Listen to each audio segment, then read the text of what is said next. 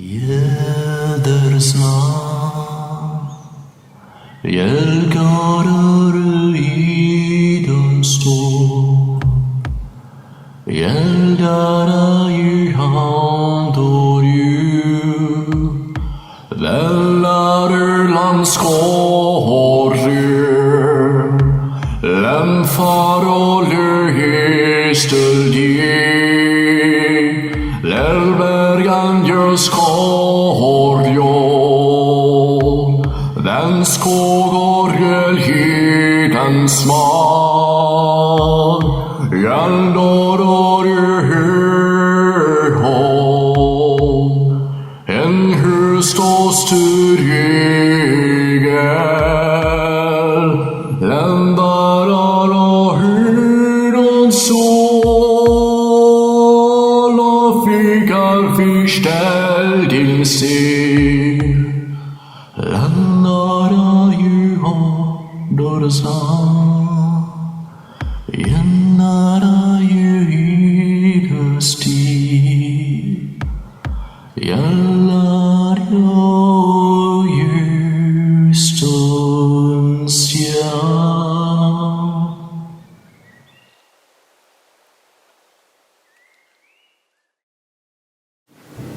Hello my dear friends, how are you?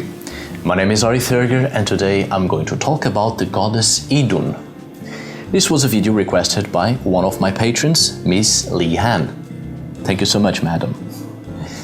Now, as you might have guessed, there isn't a lot of information about Idunn aside from her apples and her connection to youth and eternal life. Much of the sources were lost, and the great majority of oral traditions changed too much for us to be able to find the original meaning and function of certain deities. But we can make some assumptions and find similarities between Idunn and what comes in the sources about her with Indo-European parallels. And that's exactly what I'm going to try today, so we might have a better idea of the possible origins and functions of Idunn. Let's start this video. Idunn, the Rejuvenating One. This title already gives us some indications of the functions of this goddess, perhaps linked to the healing of the land after natural catastrophes, fires, floods, the changing of the seasons and the harsh impact of winter upon the land.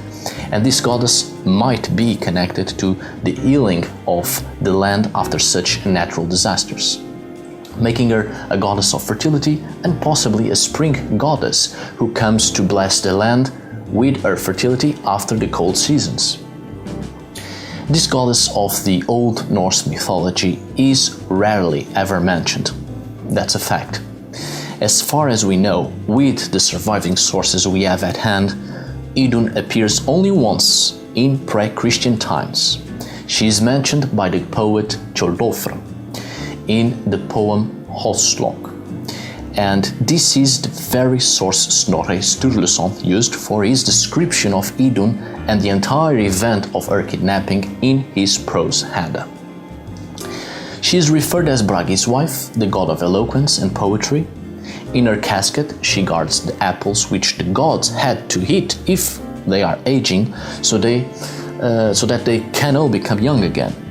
And this is a continuous process until Ragnarok.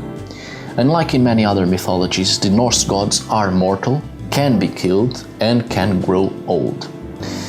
And only through Idunn and her apples they maintain their youth. Idunn is kidnapped, and the gods are very worried, not because they lost Idunn, but because without her they will grow old, and they need Idunn to be able to continue to have her apples. So this gives us the idea that such magical apples don't commonly grow in a specific place. It's Idunn that provides such apples. And this might be an idea that reinforces the magical fertility powers of nature. Without fertility and the powers of rejuvenation, there is no sprouting of new life, or there isn't a continuous process of nature's rejuvenation to provide life. In the prose Edda, Snorri tells us with great detail the kidnapping of Idunn. The giant Thiazi abducts Idunn and her apples, leaving the gods without their source of youth. Now, I'm not going to describe in detail this account, only what we need to know to understand the functions of Idunn. In this myth, when Loki finally manages to take Idunn from Thiazi, during the escape Loki transforms Idunn into a nut, small and easy to carry. As Loki flies away shapeshifted into a falcon, Thiazi goes after them shapeshifted into an eagle. This is exactly what I want you to focus on. The fact that Idunn was transformed into a nut. Idunn is famous for her apples, which is strange in a Scandinavian context, because pre-Christian Scandinavians were not that familiar with apples, or at least proper apples to consume. Apples, both the fruit and the mythological and religious concepts of it, were only introduced in Scandinavia after the Christianization. So it's commonly assumed that Idunn's fruits were apples. But the fact is, the word to describe apple is epli, which wasn't an Old Norse word exclusively for this type of fruit. Epli was to describe any kind of fruit and nut. So we can assume with a certain security in our assumptions that in the original tale of Idunn she didn't have apples, but some sort of berries or nuts, which makes a better sense given the natural food choices of pre-Christian Scandinavia. Snorre Sturluson might have used other sources to compose this account in which berries or nuts were still linked to Idunn. We know that Snorre was a Christian and he produced the Prose Edda during the Catholic period of Iceland. So it's quite normal that his work has loads of Christian influences, and assuming that Idunn's fruits were apples. Idunn lived with the Aesir, supposedly, in the heavens, so the fruit of the gardens of heaven was the apple in a Christian sense. Furthermore, we have archaeological findings of fruits and nuts in burial contexts, which might give us an indication that nuts were recognized as being symbols of fertility. There is certainly a religious connection in here, otherwise such sources of food wouldn't have been placed in burials. And as I have stated before on a video I've made about sheep burials possibly being linked to a Vanir cult, it might be that Idunn was a Vanir goddess, given her connections to rejuvenation and fertility, and we know that's what the Vanir gods are all about, fertility, and mostly connected to the various aspects of nature and nature worshipping. It's important to take notice that in various poems and mythological accounts, we have many references concerning apples as fruits of fertility. Golden apples as gifts given by Freyr to Gerdur, so he can marry her. The goddess Frigg sends an apple to King Reyrir after he prays to Idunn for a child. Idunn goes to him in the form of a raven and drops the apple on the king's lap. And after a 6-year pregnancy of the king's wife, they finally have a son, the hero Volsung. But there are also references to apples as being the fruits of hell, the fruits of the goddess of death. But in this particular case, I don't think these references to apples apply to the goddess Hel herself.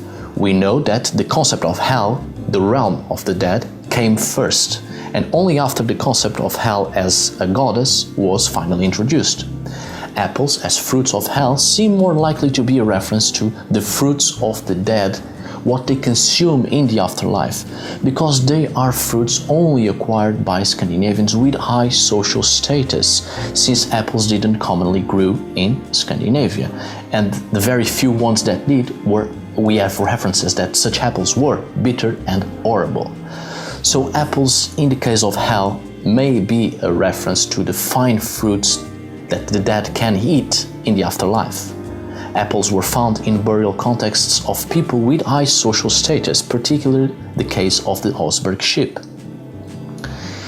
We have to take in mind that in a pre-Christian Scandinavian pagan sense, Hell was the underworld, simply the place of the dead, where people would go and live in great halls and feast and drink. Only after, with the introduction of Christianity, Hell becomes a terrible place. What I'm saying is that the pre-Christian Scandinavian underworld was a place also connected with fertility. And it makes sense in a pagan perspective that apples are the fruits of the dead because it keeps them young, just like the gods.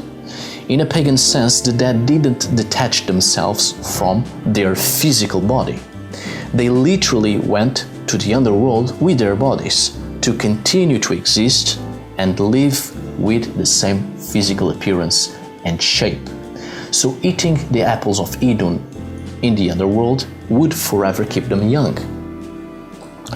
So there seems to be a clear connection between fertility and apples in Norse mythology.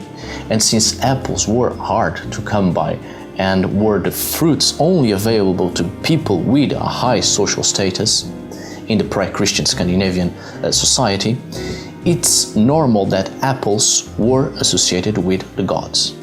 But the origins of Idunn might have been more humble and connected to all sorts of fruits, since she seems to have been a goddess of fertility and rejuvenation, a Vanir goddess. It's possible that Idunn also means ever young, and this might give us some indications that Idunn was the type of goddess who provided youth, who held the secrets of eternal life. We must take in mind that the ability to provide eternal youthfulness to the gods without her apples is implicit in the poem Håslog, where we find no mentions of apples, but rather the poem refers to Idunn as the maiden who understood the eternal life of the Aesir. This helps to reinforce the statement I've done previously that apples were not a thing in pre-Christian Scandinavia, and that they were later introduced into the myths in Christian times, most likely in poems constructed during the late Viking period or even after. Idunn seems to have been a goddess linked to youth and eternal life in older poems. And remember that I have mentioned the giant Thiazi, who kidnapped Idunn, and later on his shape-shifting form is an eagle. These references are very similar to the Indo-European motif of the eagle who steals the celestial means of immortality. For instance, in the Greek mythology, we have a nectar of immortality that an eagle brings to the baby Zeus. Zeus himself, later on as the god of the Olympus, comes as an eagle and grants eternal youth and immortality to the hero Ganymedes. In ancient Mesopotamian myths, the eagle is associated with the quest for the plant of life. Or even the Greek goddess Hebe, the goddess of youth or the prime of life, she is typically depicted in her disguise as an eagle, or is associated with an eagle. In classical myths, the eagle, much like the mythical phoenix, which is also a sort of eagle, was believed to be a bird that had the ability to renew itself to a youthful state. In the Bible itself, we have references to the wish of the youth of someone to be renewed like the eagle. Well, just a couple of examples to show you this old Indo-European belief that the association between the eagle and immortality. We can still see this panorama implicit in the tale of Idunn. I understand that nowadays among neo-pagans it's easy to see Idunn as a fertility goddess. After everything I have said, it all points to that. But we must have in our minds that these are only assumptions based on comparing Idunn and the myths involving her to other Indo-European understandings. It's easy for modern heathens to refer to Idunn as a forgotten mother goddess. Perhaps from prehistoric times before the Neolithic, when humans were hunters and gatherers. And so Idunn might have been the goddess associated with picking up berries, nuts and wild fruits. Maybe we can even go as far as to say that she is a goddess associated with traditional medicine, the use of herbs and wild berries to heal all sorts of ailments, hence the reason why she gives the apples of youth to the gods. She's actually giving a source of health and sustenance. She's taking care of the gods and keeping them young through her traditional medicine. Maybe she was seen as the goddess that held the secrets of eternal life. Now, just take this image into consideration. We know that the last humans to live in harmony with nature and their surroundings were the people from the Mesolithic. Before settling and consuming all the resources, before agriculture and bringing down thousands of primordial forests for cultivation, before the massive urban centers, humans lived in harmony with nature. They were hunters and gatherers. They were very careful with the resources they consumed and always made sure to consume a certain amount or hunt just a couple of animals to continue to have sustenance, rationing their sources of food. Let me give you an example. There is a reason why prehistoric societies worshipped large animals with great horns, especially stags. They worshipped the dominant male because it was forbidden to hunt the dominant male or to hunt the highest ranking individual in a specific group of animals, because it was that male that would reproduce with all the females and give more sources of food. Kill the dominant male and the females won't be able to reproduce. This is just an example to tell you how rational our prehistoric ancestors were and concerned with living in harmony with nature and not killing everything to consume. They were worried and careful in maintaining their sources of food in constant reproduction and letting nature do its works in reproduction and rejuvenation without having a great impact on nature itself and lose their sources of food. So, what I'm saying with this is that during the Mesolithic, on an age between the last glacial period and the Neolithic, human societies lived in harmony with their surroundings, in a sort of garden of the gods, with everything they needed to survive due to the climate changes and the great abundance of food. I'm not trying to romanticize this. We can literally read anthropological studies about tribes of our modern ages living and aiming to live a life such as this, in harmony, still living in the Mesolithic in our contemporary times.